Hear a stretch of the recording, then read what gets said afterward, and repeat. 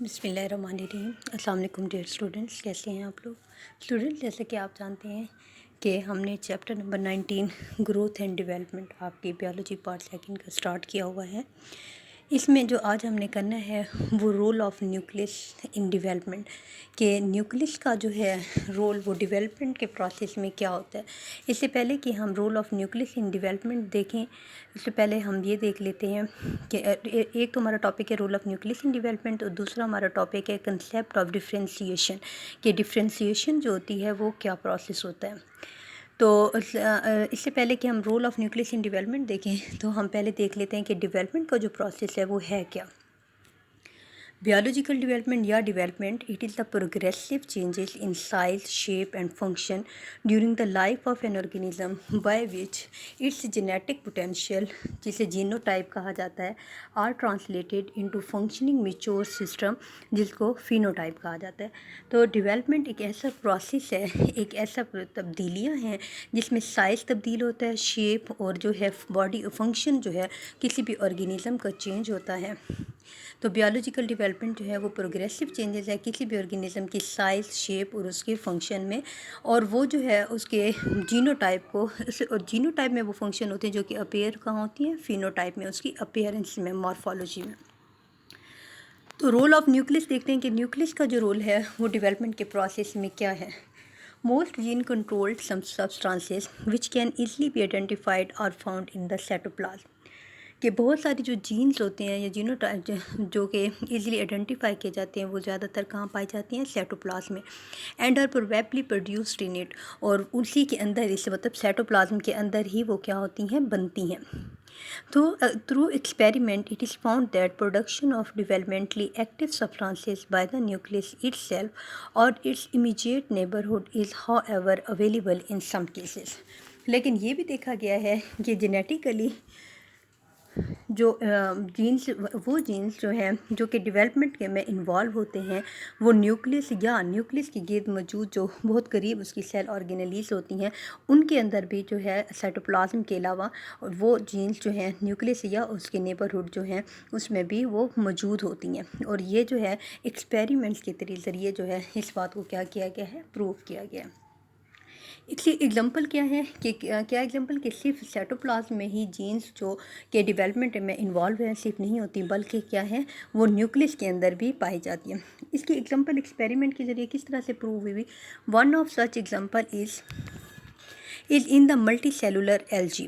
जो एक एग्जांपल जो है वो कहाँ क्या है, एल्गी के अंदर पाई जाती है, एस्टाबुलेरिया। इट कंसिस्ट ऑफ, जो उसका जीनस का क्या नाम है, Acetabularia. It consist of rhizoid which is attach to the ground from which arises a long stalk with an umbrella shaped cap at its top. ठीक है, ये जो एस्टाबुलेरिया जीनस है एल्गी, इसका प्लांट स्ट्रक्चर बताया गया है कि ये 3 चीज़ों पर मुश्तमिल होते हैं। रेजोइड्स होते हैं जो इसको ज़मीन पर एंकर करती हैं, फिर एक स्टॉक होती है इलोंगेटेड, और उस इलोंगेटेड स्टॉक के ऊपर क्या होता है, एक कैप की तरह का एक टॉप होता है जो उसके ऊपर स्ट्रक्चर के ऊपर पाया जाता है। On the basis of structure and shape of the cap, इसी जो है कैप जो उसके ऊपर टॉप के ऊपर पाई जाती है, एस्टाबुलेरिया की जीनस को इस 2 शेप्स में जो है वो क्या किया गया है, डिवाइड किया गया है। उसी की शेप पर, कैप की शेप पर कौन कौन सी 2 जीनस हैं, एस्टाबुलेरिया मेडिटेरिनिया एंड एस्टाबुलेरिया कैरोनिलेटा। एस्टाबुलेरिया मेडिटेरिनिया कौन सी है, which has regular shaped cap, जिसकी कैप जो है वो बिल्कुल स्मूथ और रेगुलर होती है। और एस्टाबुलेरिया कैरोनिलेटा कौन सी है, जिसकी जो कैप है वो क्या होती है, इरेगुलर शेप्ड होती है, वो स्मूथ नहीं होती। There is only a single nucleus, although they may be attain the size of several centimeters or more.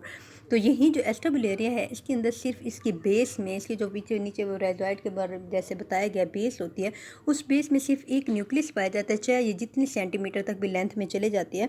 तो इसके सेल में सिर्फ क्या होता है, एक ही न्यूक्लियस होता है। Hammerling showed that if the cap is removed a new one is regenerated. Hammerling ने एक्सपेरिमेंट के ज़रिए ये जो प्रूव किया था कि अगर दोनों जीनस जो हैं एस्टाबुलेरिया मेडिटेरिनिया है या एस्टाबुलेरिया कैरोनिलेटा है, दोनों जीन्स के अंदर अगर कैप को हम रिमूव कर देते हैं तो क्या होता है, ये कैप जो है दोबारा रीजनरेट हो जाती है।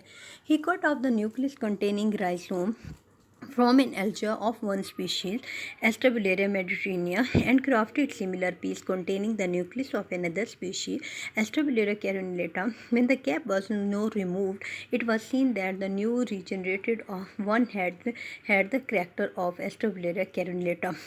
इसमें एक्सपेरिमेंट में हैमरिंग ने क्या किया था, हैमरिंग ने ये किया कि एक के जो वो था, एक स्टॉक को कट कर लिया और उस स्टॉक एक स्पीशी के न्यूक्लियस को दूसरी स्पीशी के उस पोर्शन को जिसमें न्यूक्लियस है दूसरी स्पीशी में ग्राफ्ट कर दिया। उसके बाद जब रिजनरेशन कैप की रिजनरेशन का प्रोसेस हुआ तो कैप बिल्कुल उसी तरह से थी जिस जनरेशन के जिस जो है स्पीशी का न्यूक्लियस उसके अंदर मौजूद था।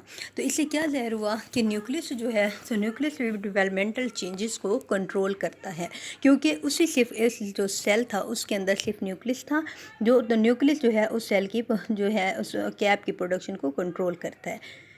सो nucleus lying at the base of the algae, nucleus सिर्फ बेस में था एंड नॉट द स्टॉक, लेकिन स्टॉक में नहीं था, to which the regenerate was attach determine the structure of the cap. तो जो कैप जो है वो रीजनरेट हुई वो किसकी जैसी थी, जो न्यूक्लियस उसमें मौजूद था। It means that irrespective of the fact to which species the cytoplasm belong, the genes were able to express according to the type of the nucleus.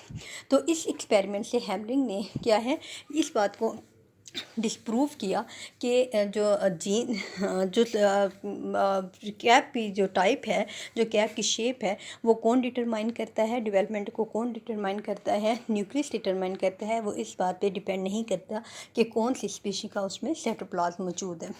From all these experiments अब conclusion क्या है, it was concluded that both gene and cytoplasm play important role in the development, के development के process में दोनों चीज़ें jeans भी और उसके अलावा साइटोप्लाज्म मतलब न्यूक्लियस भी और साइटोप्लाज्म भी दोनों इन्वॉल्व होते हैं।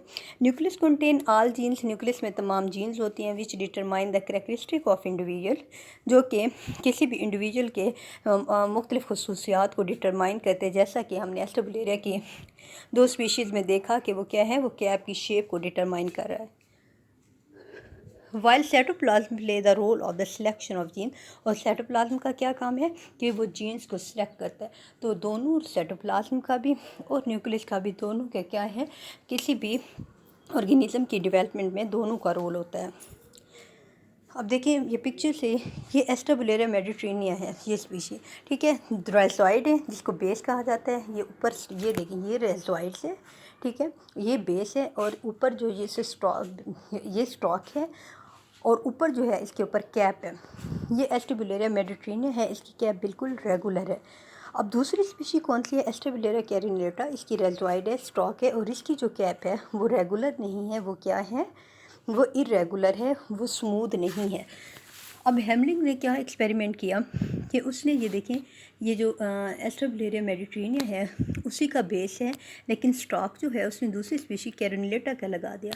जब रीजनरेशन हुई कैप की तो क्या हुआ कि उसकी कैप वहीं मेडिटेरेनिया वाला है, क्योंकि न्यूक्लियस कहाँ पर था, न्यूक्लियस यहाँ मौजूद था। तो यहाँ पर जो न्यूक्लियस है वो जो जिस चीज़ को डिटरमाइन करेगा डेवलपमेंटल स्टेजेस में वही बनेगा। तो क्योंकि न्यूक्लियस जो है वो मेडिटेरेनिया का था तो कैप भी मेडिटेरेनिया की बनेगी। सिमिलर प्रोसेस ने केस में किया कैरिनुलेटा में किया कि कैरिनुलेटा का बेस था लेकिन स्टॉक जो है मेडिटेरेनिया का लगा दिया, लेकिन जो कैप बनी वो किसकी बनी हुई है, वो उसी कैरिनुलेटा की बनी, क्योंकि न्यूक्लियस जो है वो एक्सप्रेस होगा कैरिनुलेटा स्पीशी का। ये भी आपकी बुक से पिक्चर है, इसमें भी यही कुछ शो किया गया है कि रीजनरेशन जो है वो कैप की जो फॉर्मेशन है वो न्यूक्लियस ही डिटरमाइन करेगा, चाहे स्टॉक वो किसी भी स्पीशी का हो। उसके बाद जो अगला प्रोसेस है वो है डिफ्रेंशिएशन के। डिफ्रेंशिएशन का प्रोसेस जो है वो कंसेप्ट क्या होता है, a fertilised egg contain cytoplasmic components that are unequally distributed within the egg. किसी भी फर्टिलाइज के एग के अंदर मुख्तलिफ़ किस्म के साइटोप्लाज्मिक कंपोनेंट्स होते हैं, मुख्तलिफ साइटोप्लाज्मिक ऑर्गेनेलीज होती हैं जो कि अनइवली डिस्ट्रीब्यूटेड होती हैं। These different cytoplasmic components are believe to have morphogenetic determinants that control the functioning of a specific cell type. तो यही जो डिफरेंट साइटोप्लाज्मिक कंपोनेंट है ये किसी भी सेल के मुख्तलिफ फंक्शन को और स्ट्रक्चर को कंट्रोल करते हैं। This is now called as differentiation. इस प्रोसेस को क्या कहा जाता है, डिफ्रेंशिएशन कहा जाता है। Zygote contains complete information for the development of an individual but it is difficult to see how this cells differentiate. अब जो ज़ाइगोट होता है जो कि डिप्लॉयड होता है और मेल स्पर्म और फीमेल एग के फ्यूजन से बनता है। तो इसका क्या है, ये जो है इसके अंदर कंप्लीट इन्फॉर्मेशन होती है कि जिस ज़ायगोट से जो इंडिविजुअल बनेगा वो किस तरह से उसकी मुख्तलिफ स्टेजेस होंगे उसके बनने की अप टू मेच्योरिटी, और इस प्रोसेस को सेल डिफ्रेंशिएशन कहा जाता है। In order to understand the concept of differentiation, इस डिफ्रेंशिएशन के प्रोसेस को समझने के लिए स्पीमैन जो है एक scientist perform the series of experiments on amphibian embryo. उसने एम्फीबियंस के एम्ब्रियो पर जो है वो क्या परफॉर्म किया कि किस तरह से जो है डिफ्रेंशिएशन का प्रोसेस जो होता है। उसने क्या एक्सपेरिमेंट परफॉर्म किए, he took out the piece of ectoderm. Ectoderm जो बाहर की लेयर होती है, एक्टोडर्म एंडोडर्म जो है ये सेंट्रल नर्वस सिस्टम के बनने के लिए एम्ब्रियो के अंदर जो होते हैं, जो आगे जाके फिर डिफ्रेंशिएट होते हैं मुख्तलिफ सिस्टम बनाने के लिए। Ectoderm form frog embryo, frog के एम्ब्रियो से एक्टोडर्म को उसने रिमूव कर दिया and Guru it in the separate dish, और इसे अलग डिश में ग्रो करवाया। मतलब एम्ब्रियो से अलग करके उसको अलग सेपरेट डिशेज में, बेटर डिशेज में लेबॉर्ट्री में ग्रो करवाया। The embryo from which the piece of the ectoderm was remove was unable to form normal nervous system. क्योंकि एक्टोडर्म के बारे में आपने पढ़ा है कि ये क्या है, किस चीज़ में डेवलप होता है, आगे डिफ्रेंशिएट हो जाता है नर्वस सिस्टम में। जब एक्टोडर्म को एम्ब्रियो से रिमूव किया गया तो जो एम्ब्रियो था जिससे एक्टोडर्म रिमूव हुआ है उसके अंदर प्रॉपर नॉर्मल नर्वस सिस्टम नहीं बनेगा, but has defective nervous system. Similarly, the isolated piece did not develop any structure even though it was active and healthy. उसके बाद इसे उन्होंने जब देखा कि जिस पेट्री डिश के अंदर उन्होंने एक्टोडर्म को रखा था जो कि हेल्दी और एक्टिव था, लेकिन उसने जो है वो कि कोई भी आगे डेवलप होकर उसने कोई स्ट्रक्चर नहीं बनाया कि वो उस पेट्री डिश में डेवलप होकर उसने सेंट्रल नर्वस सिस्टम नहीं बनाया। इन अदर एक्सपेरिमेंट ही सेपरेटेड द मेसोडर्म। अब इसने एक एक्सपेरिमेंट में क्या किया, एम्फीबियन एम्ब्रियो का एक्टोडर्म रिमूव कर दिया, लेकिन जो एम्फीबियन जहाँ से एम्ब्रियो से एक्टोडर्म रिमूव किया गया था उसमें भी सेंट्रल नर्वस सिस्टम नहीं बना। एक्टोडर्म को जब अलग रखा गया तो वो भी सेंट्रल नर्वस सिस्टम में डेवलप नहीं हुआ। उसने फिर दूसरा प्रोसेस क्या किया, दूसरा एक्सपेरिमेंट ही सेपरेटेड द मेसोडर्म। अब उसने मेसोडर्म को रिमूव कर लिया, underlying ectoderm and folded the flap of the ectoderm to its original piece.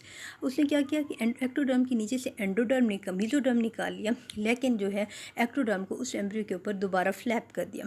The frog did not develop any nervous system. अब फ्रॉग ने कोई किसी भी किस्म का नर्वस सिस्टम डिवेल्प नहीं किया, जबकि वहाँ पर एक्टोडर्म तो मौजूद थी। So it was proof that mesoderm had some effect on the ectoderm to stimulate the ectoderm cell to form nervous system. तो इससे ये ज़ाहिर होता है कि मेसोडर्म का एक्टोडर्म के ऊपर कोई ना कोई असर है जिसकी वजह से वो क्या करता है, वो नॉर्मल नर्वस सिस्टम बनाता है। तो इस एक्सपेरिमेंट से पे मैंने क्या इंक्लूड किया कि डिफ्रेंशिएशन के प्रोसेस में कि जो कि कोई भी ज़ायगोट होता है उसके अंदर कंप्लीट इन्फॉर्मेशन होती है उसकी सेल डिफ्रेंशिएशन के लिए, जिस तरह के उसने प्रूव किया कि एक्टोडर्म अगर सेपरेट हो जाता है एम्ब्रियो से तो वो सेंट्रल नर्वस सिस्टम नहीं बनाता, और एक्टोडर्म अगर मौजूद है, मेसोडर्म रिमूव्ड है तो वो भी नहीं।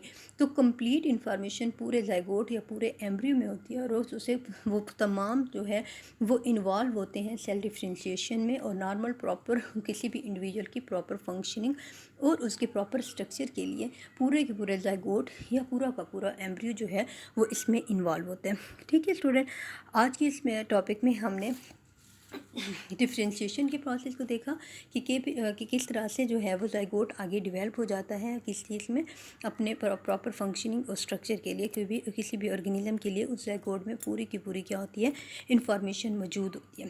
थैंक यू स्टूडेंट्स, अल्लाह हाफिज़।